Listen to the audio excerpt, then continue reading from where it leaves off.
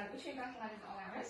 Birinchisi demak boshladik ko'katimiz bo'yicha. Joriy yilda O'zbekiston Respublikasi Prezidenti Shavkat Mirziyoyevning Sayxunobod va Uychi tajribasi bo'yicha aholi tomorqalarida samarali foydalanish, daromadlarini oshirish, turmush tarzini yaxshilash hamda mijozbay ishlash, ularning muammolarini hal etish orqali yangi ish o'rinlari yaratish, ishsizlarni doimiy ish bilan ta'minlash bo'yicha beriladigan topshiriqlarni ijrosi yuzasidan tadbirkorlik subyektlari bilan o'tkazilgan uchrashuvlar to'g'risida bugun yig'ilish o'tkazganmiz.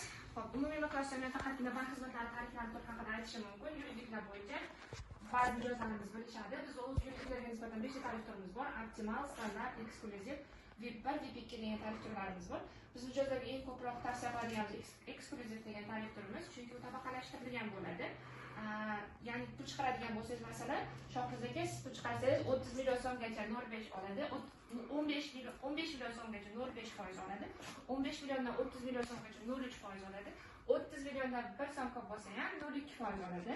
Bu narsa 0.2%, ya'ni 100 milliondan 0.2% gina bank xizmati oladi degani eksklyuziv eng arzon tarifimiz hisoblanadi. Undan tashqari bizda VIP2, VIP1 tariflarimiz bor.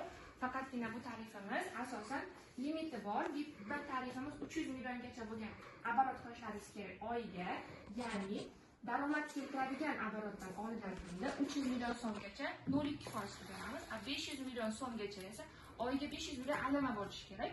Unda esa 0.1% beramiz. Shu tarif turlarimiz mavjud. Bankimizga tashrif buyurishlaringizda qolamiz. Hammaga rahmat. Bitta nima bank tizimida birlamchi bozor uchun Moliya vazirligi mablag' hisobidan 20 yil muddatga boshlanish to'lovi 15%, kredit foizi, markaziy bankasi stavkasi +4%, ya'ni 18% dan ajratilyapti. Yangi joylar misol uchun o'zimizda Jizzaxda Sayxun City, Yangi O'zbekiston massifi qurilyapti. O'sha joylardan uylar olishlaringiz mumkin. Bundan tashqari Jizzax shahrida qurilgan yangi ko'p qavatli xonadonlar sotib olishlaringiz mumkin. Ikkinchi bozorga 10 yil muddatga 25% dan boshlanish to'lovi 26% kredit olishlaringiz mumkin. Ipotechniy bu rasmiy daromad kerak bo'ladi. Ikkala kreditga ham rasmiy daromadsiz ham olish mumkin. Boshlanish to'lovi 30% qo'yiladi. Kredit foizi 26% dan boshlanish to'lovi 30% qo'yasiz. Rasmiy daromadsiz ham ipoteka kreditlar berishingiz mumkin.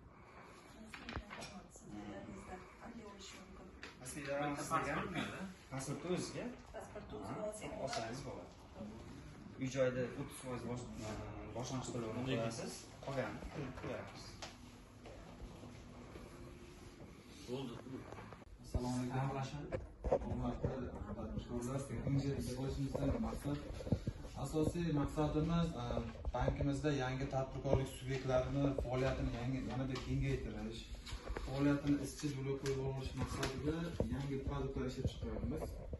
Ularga misol qilib, yangi MCH ochgan bo'lsa, tadbirkorga 18 oy muddatga 24% dan 3 million so'mgacha maqsad kredit beryapmiz.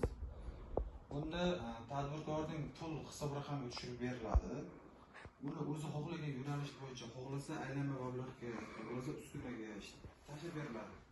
Garovga olinayotgan mulklar asosan avtotransport vositasi yoki ko'chmas mulklar garovga beriladi.